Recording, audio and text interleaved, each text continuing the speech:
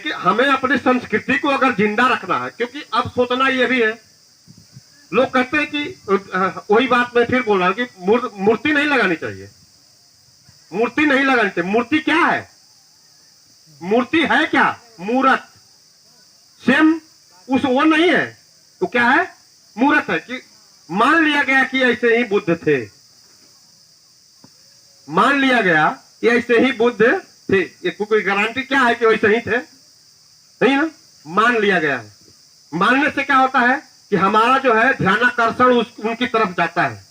किनके तरफ? मूर्ति की तरफ। और मूर्ति की तरफ जाने का मतलब क्या हो? हम क्या करना है हमको कि उन्होंने क्या कहा था उस बात को हम याद करेंगे। किसके माध्यम से? मूर्ति के माध्यम से। ये सोचती। और दूसरी चीज, अब इस बात का मैं खंडन करने जा रहा हूं, आप लोग भी खुद सोचिएगा। हमने भी अध्ययन किया है, बहुत खोजा सोचा, तब हमने पाया कि नहीं, ये तो गलत बात कही गई है कि मूर्ति लगाना की बात जो है कि नहीं लगानी चाहिए। हम कहते हैं कि मूर्ति लगाइए, लगनी चाहिए मूर्ति। अगर मूर्ति लगी नहीं होती तो आज भारत के पग पग पर खुदाई जहां हो रही है वहां से बुद्ध की मूर्ति निकल क्यों रही है? जमीन के अंदर भारत का कहीं भी हिस्सा खोद दीजिए, कहीं भी खोदिए जमीन के अंदर, वहां से क्या निकलेगी? किसकी? बुद्ध की। तो उस समय जो लगाया था वो इसका मतलब क्या था? उस समय जो लगाया था वो मूर्ख था, चतुर था, विद्वान था, तब तो लगाया था कि आने वाले समय में जब कभी भी ऐसा समय आएगा कि इस धर्म को मिटाया जाएगा, इस धर्म को मिटाने का प्रयास किया जाएगा और कुछ लोग इसमें सफल भी होंगे, लेकिन मिटाने वाला कभी पूरा सफल नहीं होगा, मतलब जड़ से खत्म नहीं हो पाए। इसलिए उसको जो लगाया गया था। और आज पुनः सदियां बीत गई, कोई जानता था? बुद्ध के विषय में 4 लाइन में इतिहास लिखा होता था, 4 लाइन में। सम्राट अशोक के विषय में 4 लाइन में इतिहास, जो इतनी मोटी इतिहास की किताब है उसमें 4 लाइन में इतिहास होता था। लेकिन आज धीरे धीरे 27वां बरस चल रहा है सम्राट अशोक क्लब के। 27 बरस हो गया सम्राट अशोक क्लब के चलते हुए, और आज सम्राट अशोक क्लब इतिहास के पन्नों से निकल करके सम्राट अशोक और तथागत गौतम बुद्ध को मानव के जन जन तक, उनके दिमाग तक पहुंचाने में कामयाब हुआ। और इतना ही नहीं हुआ, सम्राट अशोक क्लब अब भारत के प्रधानमंत्री और राष्ट्रपति के बगल में भी बैठने का काम कर रहा है। प्रधानमंत्री और राष्ट्रपति के बगल में बैठने का काम कर रहा है अब सम्राट अशोक क्लब। और किसका सहयोग है इसमें? आप सभी लोगों का सहयोग, आप सभी लोगों के सहयोग से ये हो रहा है। तो अब सम्राट अशोक क्लब ने जब शुरू किया बुद्ध की मूर्ति स्थापित करना, सम्राट अशोक स्तंभ स्थापित करना, बुद्ध विहार स्थापित करना, तो गोबरिस्टों का माथा में दर्द होने लगा। गोबरिस्टों के माथा में दर्द होने लगा कि सोच लगे जो पहले हम मना किए थे वही फिर ही शुरू कर दिया। तो फिर उन लोगों ने वही काम आपके माध्यम से, मैंने हम काम कर रहे हैं। जैसे मान लीजिए अजय जी अयोध्या जी मूर्ति बैठाने का निर्णय ले लिया, अब अयोध्या जी के जो गोतिया परिवार के लोगों से कहवाना शुरू कर देगा, अरे ये तो उल्टा काम कर रहे हैं, मूर्ति नहीं लगाना था, मूर्ति क्यों लगा रहे हैं? नहीं, आप जब अगर बुद्ध है, शिक्षित है, ज्ञानवान है, तो आप सोचिए कि हम जो कर रहे हैं वो सही कर रहे हैं। क्योंकि हर कोई भी जब भी कोई कार्य करता है व्यक्ति, तो क्या करता है? अपने समझ से गलत करता है कि सही? सही करता है। देखने वाले लोगों के लिए कुछ गलत हो सकता है, लेकिन जब हम सही कर रहे हैं तो हमें यह सोचना है कि जो व्यक्ति हमको गलत कह रहा है वो वास्तव में गलत कह रहा है कि हम सही कर रहे हैं, वो हमको बरगलाने के लिए कर रहा है।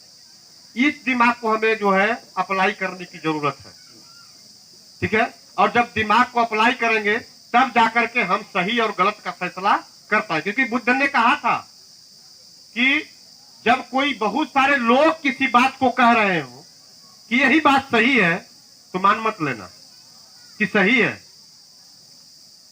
मोटी किताबों में लिखी हुई है इसलिए सही है, तब भी मत मान लेना। और खुद मैं कह रहा हूं बुद्ध होकर के कि ये बात सही है, मान लो तुम, तब भी मत मानना। सोचिए ऐसा धर्म कोई होगा? ऐसा कोई धर्म है जो इतनी स्वतंत्रता देता हो व्यक्ति के लिए, मानव के लिए सोचने का, विचारने का? यानी बुद्ध का धम्म ही व्यक्ति के स्वतंत्र विचार का निर्माण करता है। बुद्ध का धम्म ही व्यक्ति के स्वतंत्र विचार का निर्माण करता है। यह स्वतंत्रता देता है कि आप अपने विचार के लिए स्वतंत्र हो, किसी के अधीन नहीं हो। ठीक है, तो इस तरह से अब मैं आप लोगों को एक तरफ और ले जाना चाहता हूं। मूर्ति का निर्माण, मूर्त का प्रतिमा का निर्माण होना चाहिए, और प्रतिमा का निर्माण हो तो मैं ये भी कहूंगा कि उसका सम्मान भी उसी तरह हो।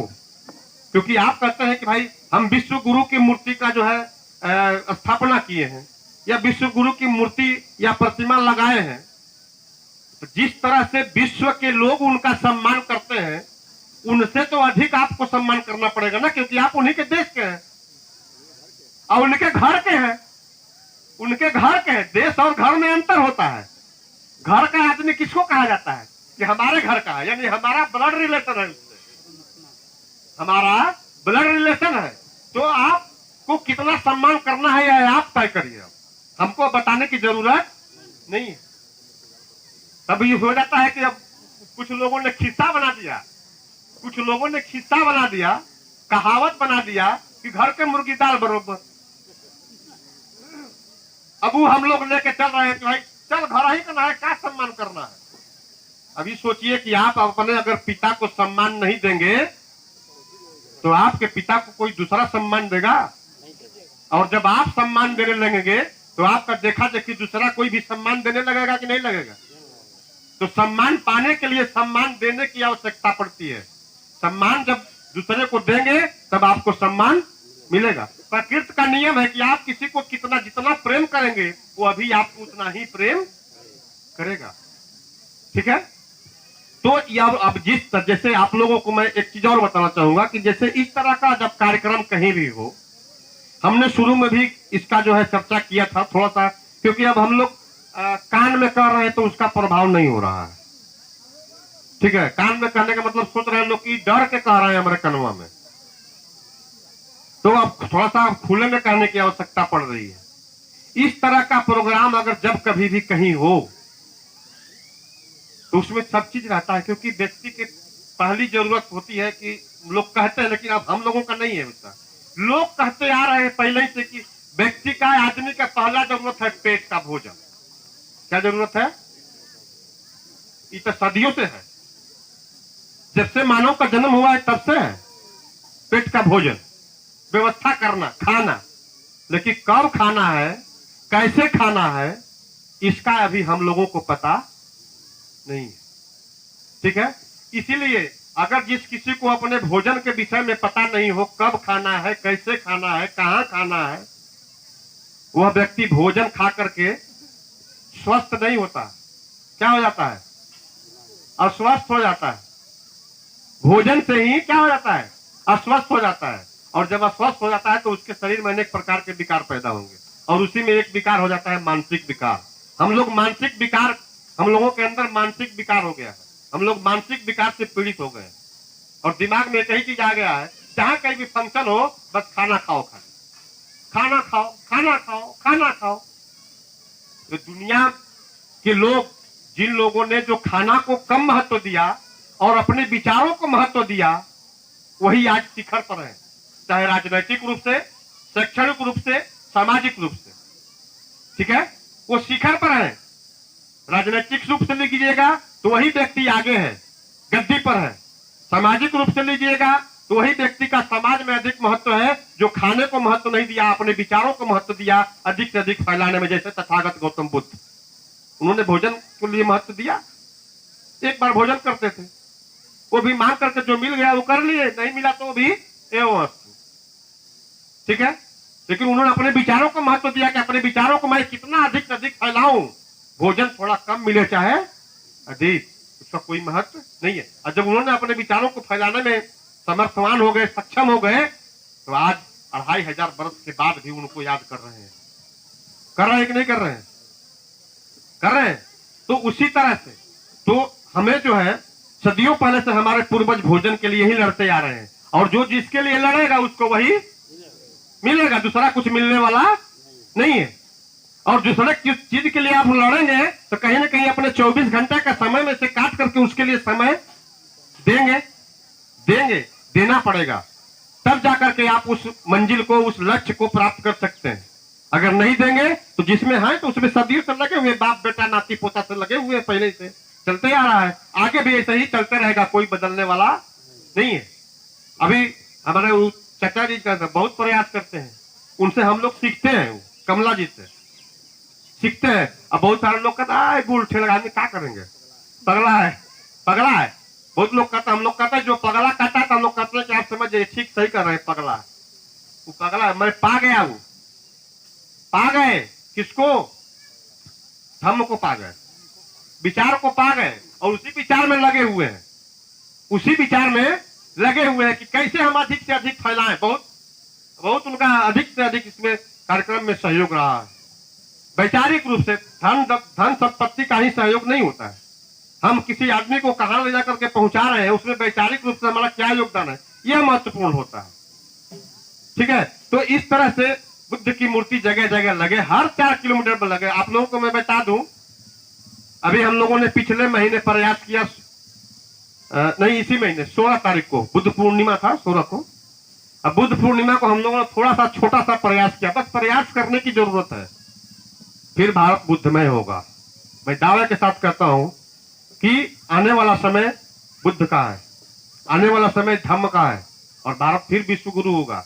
क्योंकि जो संदेश यहां से उठकर गया, वो जो जिन लोगों ने उस संदेश को ग्रहण किया, वे लोग आज भी नजर लगा के देख रहे हैं भारत के लोगों की तरफ कि कब इनके अंदर जो बुद्ध के धम्म जो है जागे, ताकि हम लोग फिर एक साथ जुड़ जाएं, फिर एक साथ जुड़ जाएं। अभी तो दिखावा हो रहा है, अभी दिखावा हो रहा है कि हम बुद्ध के धरती से आए हैं। हो रहा है कि नहीं? हो रहा है ना, जापान में जा रहे हैं, अमेरिका में जा रहे हैं, जर्मनी में जा रहे हैं, तो कहते हैं ना कि हम बुद्ध की धरती से आ रहे हैं, आए हैं।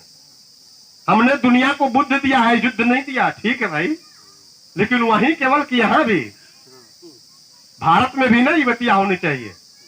तो मैं दावे के साथ कहता हूं कि जिस दिन भारत की सरकार तथागत बुद्ध को अपना ले, तो दुनिया के 167 देश भारत के मित्र राष्ट्र बन जाएंगे, इनके सामने घुटना टेक देंगे,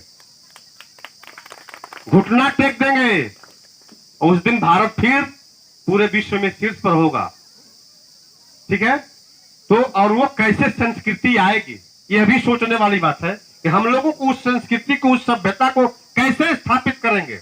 ये मानसिक विचारधारा, जो विकलांग विचारधारा होता है, उनका जो है एक तरह से कहिए कि एक विचार था कि हम यहां पर जो है बुद्ध को रोकेंगे, कैसे रोकेंगे कि बुद्ध का धम्म भारत में फले फूले नहीं। और रोकने का प्रयास खूब किया है आप लोगों ने, और आप लोगों के माध्यम से अब रोकने का प्रयास किया जा रहा है कि क्योंकि वो लोग जान रहे हैं कि जहां ताला है वो बगलिए में चाबी है, लगा देंगे तो खुलेगा, नहीं लगाएंगे तो नहीं खुलेगा। तो ताला लगा करके अब दिमाग को खोल रहे हैं, लड़ाने का प्रयास किया। छोड़, बुद्ध की मूर्ति काहे के लगा रहे हैं, दूसरे को लगाओ। तो जब बुद्ध का जो है विहार होगा हर जगह, तो बुद्ध की विचारधारा निकलेंगे कि नहीं, वहां से निकलेगा। जैसे अब BSNL कंपनी है, BSNL भारत संचार निगम लिमिटेड है ना, भारत सरकार की कंपनी है, तो दिल्ली से संचालित होती है, तो वहीं से सिर्फ बैठ करके अपना संचालन कर लेगी नहीं ना। हर 4 किलोमीटर पर वो BSNL का टावर खड़ा किया है कि नहीं किया, किया है ना। उस 4 किलोमीटर पर टावर खड़ा करने का मकसद उसका क्या है कि भारत के हर लोगों तक अपना नेटवर्क पहुंचा देना है। ठीक है, अब अपना नेटवर्क पहुंचाएंगे तो हर लोगों से बात कर लेंगे, अपना जो सूचना होगा वहीं से दिल्ली से प्रसारित करेंगे, और हर नेटवर्क से निकल करके आपके मोबाइल में आ जाएगा कि BSNL का सिम जो है अब 85 रुपए में मिल रहा है भाई, सबसे सस्ता BSNL पहुंच रहा है कि नहीं मोबाइल में। तो कैसे पहुंच रहा है, उस 4 किलोमीटर के टावर से पहुंच रहा है। ठीक उसी प्रकार ये बुद्ध विहार है, हर 4 किलोमीटर पर एक बुद्ध विहार हो, हर 2 किलोमीटर पर एक बुद्ध विहार होगा, तो वहां से जो है बुद्ध के धम्म का विचार निकलेगा, और सारी जनता जो है अगल बगल के रहने वाले लोग उससे क्या होंगे, सराबोर होंगे, उससे प्रभावित होंगे, और बुद्ध के धम्म को अंगीकार करके अपने भी सुखी होंगे और अपने अगल बगल वाले लोगों को भी सुखी बनाएंगे। तो बुद्ध का धम्म ही सुख का और सुखी होने का ना एक जो है तरीका है, एक मार्ग है, और दूसरा कोई मार्ग, दूसरा कोई रास्ता नहीं है। दूसरा कोई भी रास्ता अपनाएंगे, दूसरा कोई भी मार्ग अपनाएंगे, दुख ही मिलेगा, क्योंकि आज तक दुख ही मिलते आया है। और हम लोगों को क्या इतना प्रभावित कर दिया गया, इतना मोटिवेट किया गया, उस दुख को ही सुख समझ लिए, उस दुख को ही सुख समझ लिए। ठीक है, तो इस तरह से हमें आगे उठ करके कुछ आगे निकल करके सोचने की जरूरत है, और उसको पाने के लिए अपने बेकार का जो हम समय बर्बाद कर रहे हैं इधर उधर यहाँ वहां खाने पीने बोलने चलने सोने में, उस समय को थोड़ा सा जो है डाइवर्ट करना पड़ेगा, इधर लगाना पड़ेगा, तब जाकर के हम जो चाहते हैं, जो पाना चाह रहे हैं, जो लक्ष्य देख रहे हैं, जो लक्ष्य निर्धारित किए हैं, उसको पाने के लिए हमें उसके लिए उस समय का प्रयोग करके काम करना पड़ेगा। ठीक है, तो आज जो यहाँ पर जो काम हुआ है वह एक ऐतिहासिक काम हुआ, आज ऐतिहासिक हो गया। आज जो है यह कार्य जो है बुद्ध विहार का निर्माण जो है ऐतिहासिक हो गया। नहीं तो अब से पहले जो है उस इतिहास का निर्माण जो है गर्भ में हो रहा था, अंधेरे में हो रहा था, अभी किसी को पता नहीं था। और उसको निर्माण करने वाले लोग जो थे, उनके 3 पुत्र जो है और उनका परिवार जो है वो था, वही लोग जानते थे कि हम भाई यहाँ कुछ बना रहे हैं। ठीक है, लेकिन जब वह इतिहास, वह जो है कार्य पूरा हो जाता है, और जब कार्य पूरा हो जाता है तब वो जो है इतिहास के पन्नों में दर्ज होता है, और जब इतिहास के पन्नों में दर्ज होता है तब लोग उस इतिहास के पन्नों को पलट करके पढ़ करके जानते हैं कि यह इतिहास बना है। ठीक है, और आने वाली अनेक संतति, अनेक जो है वंशजें जो है उस इतिहास को पढ़ते हैं।